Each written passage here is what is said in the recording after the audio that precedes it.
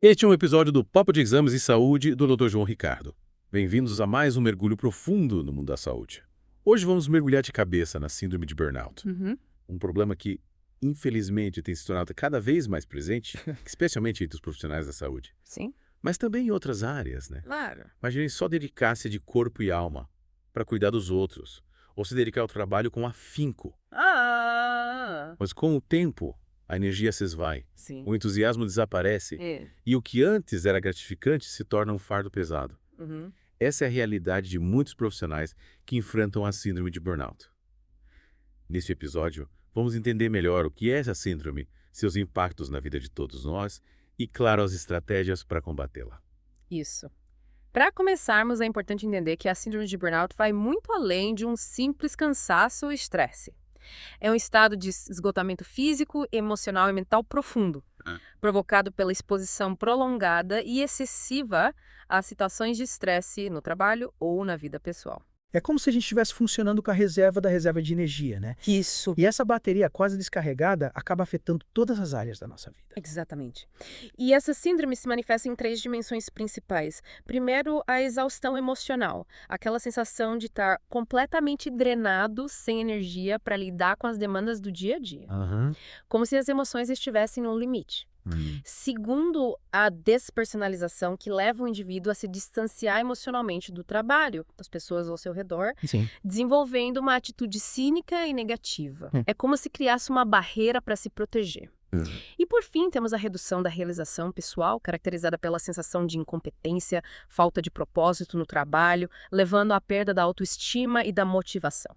É como se entrássemos num ciclo vicioso, né? Isso. E no caso dos profissionais da saúde, essa realidade parece ainda mais presente. Sim. E parece que lidar com a dor e o sofrimento dos outros diariamente tem um peso enorme. Sem dúvida. A rotina intensa, a alta carga de trabalho, a exposição constante ao sofrimento, a pressão por resultados, a falta de recursos e de reconhecimento.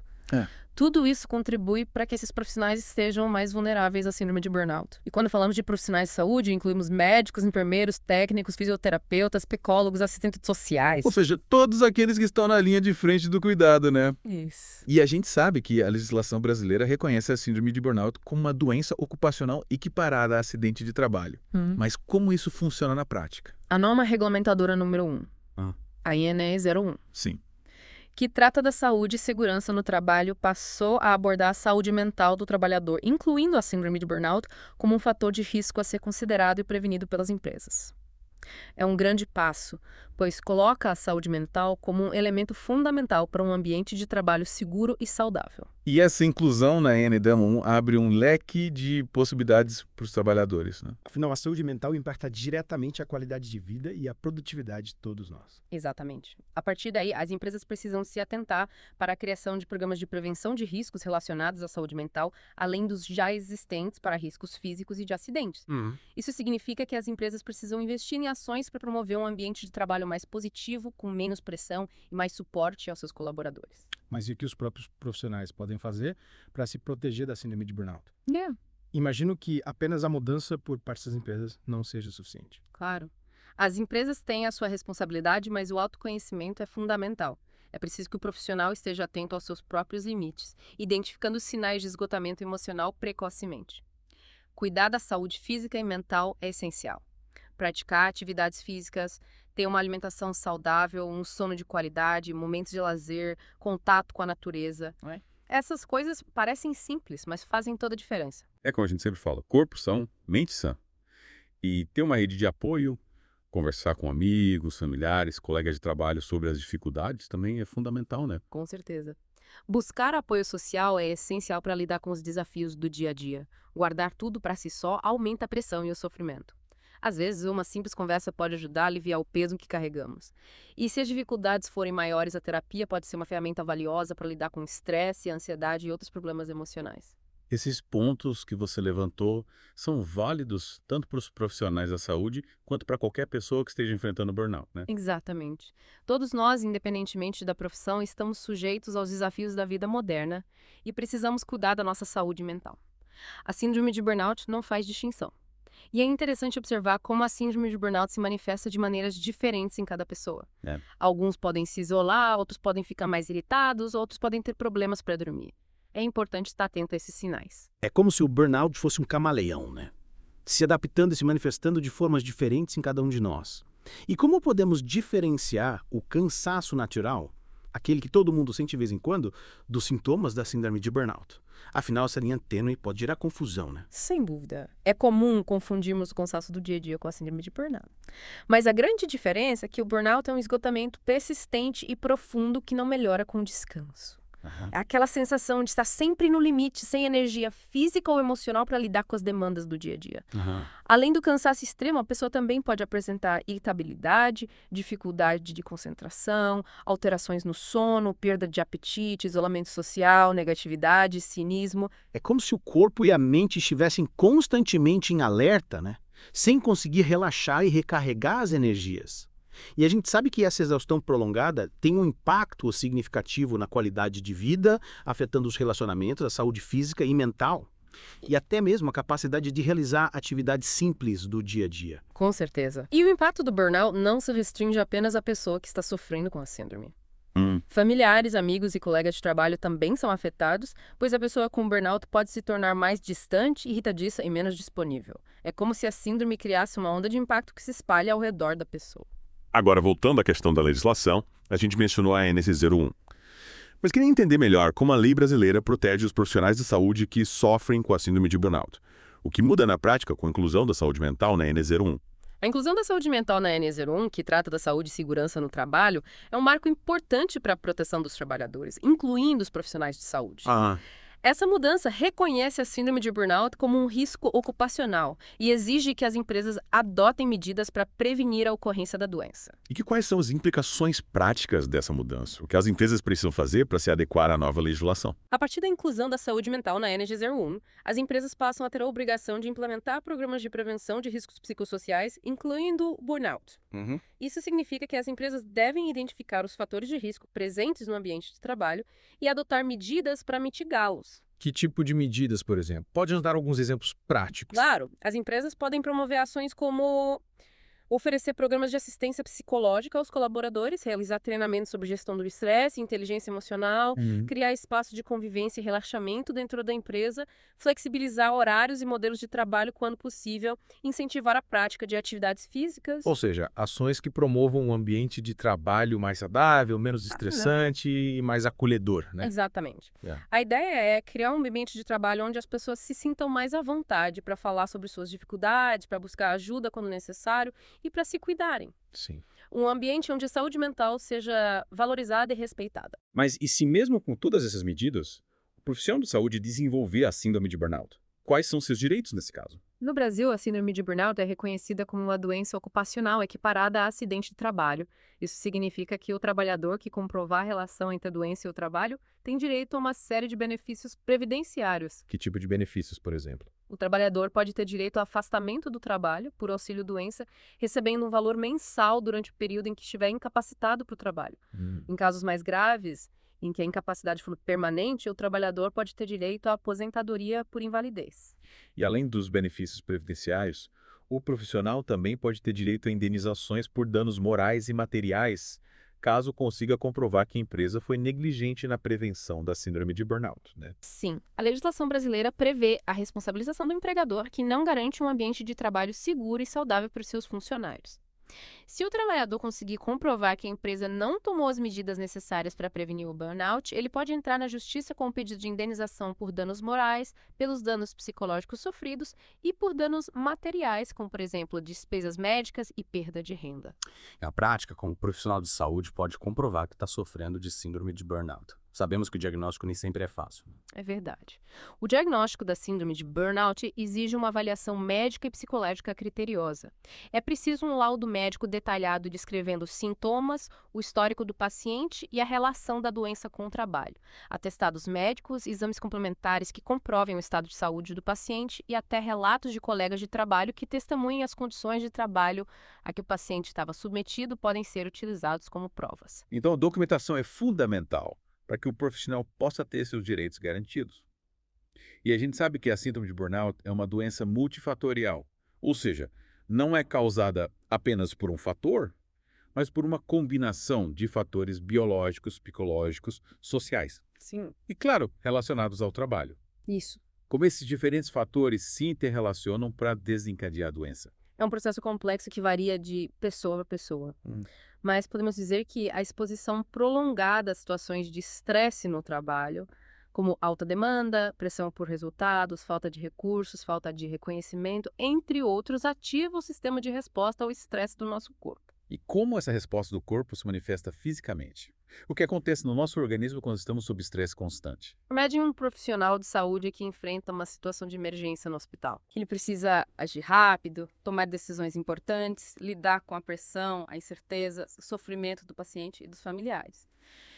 Nesse momento, o corpo dele libera uma série de hormônios, como adrenalina e cortisol, que preparam o organismo para lidar com a situação de perigo, aumentando os batimentos cardíacos, a respiração, a pressão arterial. É a famosa resposta de luta ou fuga, que nos permite agir rapidamente em situações de perigo, né? Exatamente, é um mecanismo essencial para a nossa sobrevivência. É.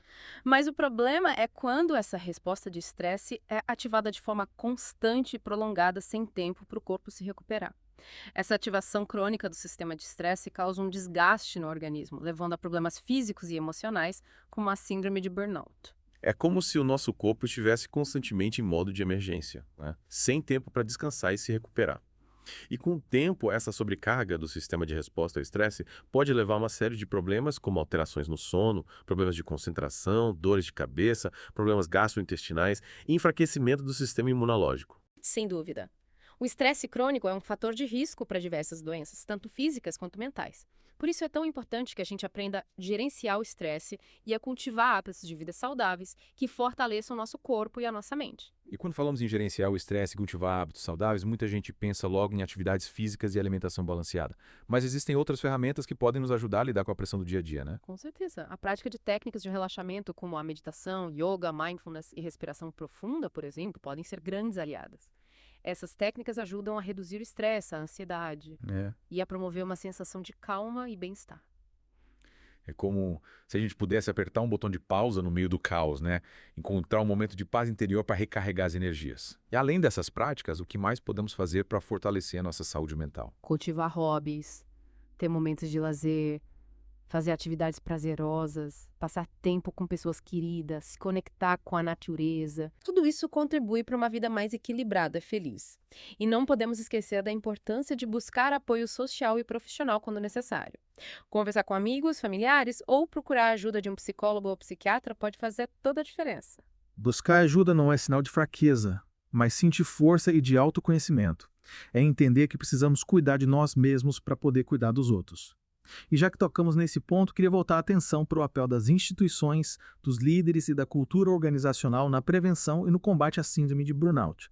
Afinal, não podemos colocar toda a responsabilidade sobre os ombros dos profissionais, né? De forma alguma. A síndrome de burnout é um problema complexo que exige uma abordagem multifacetada e as empresas e instituições têm um papel fundamental nesse processo. É preciso criar um ambiente de trabalho mais saudável que valorize a saúde mental dos colaboradores e promova ações para prevenir o burnout. E como as empresas podem contribuir para um ambiente de trabalho mais saudável e menos propenso a gerar burnout, que tipo de ações podem ser implementadas? Acho que o primeiro passo é reconhecer a importância da saúde mental dos colaboradores. Sim. E a partir daí, criar programas de assistência psicológica, promover treinamentos e workshops sobre gestão do estresse, inteligência emocional, comunicação não violenta. Outras ações importantes são a criação de espaço de convivência e relaxamento dentro da empresa, a flexibilização de horários e modelos de trabalho quando possível e o incentivo à prática de atividades físicas. Ou seja, é preciso ir além das ações pontuais e criar uma cultura organizacional que valorize o bem-estar dos colaboradores, né? E nesse sentido, o papel das lideranças é fundamental. Com certeza. Os líderes têm um papel fundamental na identificação precoce dos sintomas de burnout em suas equipes e no encaminhamento para o tratamento adequado. Eles precisam estar preparados para lidar com essa questão de forma humana e sensível, sem julgamentos ou preconceitos. Acolher e dar suporte aos colaboradores em momentos de dificuldade é essencial. E a cultura organizacional como um todo, como ela pode influenciar no desenvolvimento da síndrome de burnout?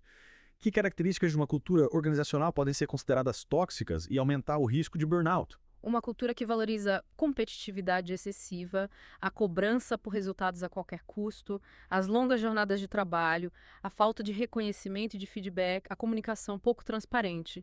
E a dificuldade em lidar com conflitos pode ser um terreno fértil para o burnout. É como se a própria cultura da empresa incentivasse o esgotamento físico e emocional dos colaboradores. É fundamental repensar a cultura do trabalho, buscando um modelo mais colaborativo, mais humano, mais equilibrado, que valorize a qualidade de vida e o bem-estar dos trabalhadores. E como podemos começar a mudar essa cultura? Por onde começar? A mudança precisa acontecer em diversos níveis, desde a alta gestão até os colaboradores. É preciso promover um diálogo aberto e honesto sobre a importância da saúde mental, desmistificar o tema, combater o estigma e a discriminação e criar um ambiente de trabalho onde as pessoas se sintam seguras para falar sobre suas dificuldades e buscar ajuda sem medo de represálias. É preciso criar uma cultura de confiança e respeito, onde as pessoas se sintam à vontade para serem elas mesmas, sem medo de serem julgadas ou punidas. E essa mudança também passa por uma revisão das políticas de gestão de pessoas, né? Com certeza. É preciso criar mecanismos mais justos e transparentes de avaliação de desempenho, valorizar o trabalho em equipe, incentivar o desenvolvimento profissional pessoal dos colaboradores, promover a autonomia e a participação de todos nas decisões da empresa e criar um ambiente de trabalho onde as pessoas se sintam respeitadas, valorizadas e acolhidas. E para finalizarmos esse mergulho profundo no mundo da síndrome de burnout, queria retomar a importância da prevenção. Afinal, é muito melhor prevenir do que remediar, né? Sem dúvida. A prevenção da síndrome de burnout exige um esforço conjunto de toda a sociedade, envolvendo governos, empresas, instituições, líderes e os próprios trabalhadores. É preciso promover uma cultura de bem-estar, valorizar a saúde mental, incentivar hábitos de vida saudáveis, criar ambientes de trabalho mais justos e equilibrados e estar atento aos sinais de sofrimento para oferecer ajuda o quanto antes. E você, que nos acompanhou nesse mergulho, que tal levar essa mensagem para a sua vida, para seu trabalho, para a sua comunidade? Podemos começar a mudar essa realidade agora mesmo, com pequenas atitudes, com mais empatia, com mais diálogo, com mais cuidado com a gente e com o outro. A saúde mental é um direito de todos e é responsabilidade de todos nós promovê-la e protegê-la. E para encerrar, gostaria de deixar uma mensagem de esperança. A síndrome de burnout tem tratamento e a recuperação é possível. Com a ajuda adequada, podemos superar os desafios, restaurar nosso bem-estar e voltar a viver com mais leveza e alegria. E chegamos ao fim de mais um mergulho profundo. Agradecemos a sua companhia e esperamos que este episódio tenha contribuído para a sua saúde e bem-estar. Um agradecimento especial ao Laboratório João Paulo. Até a próxima.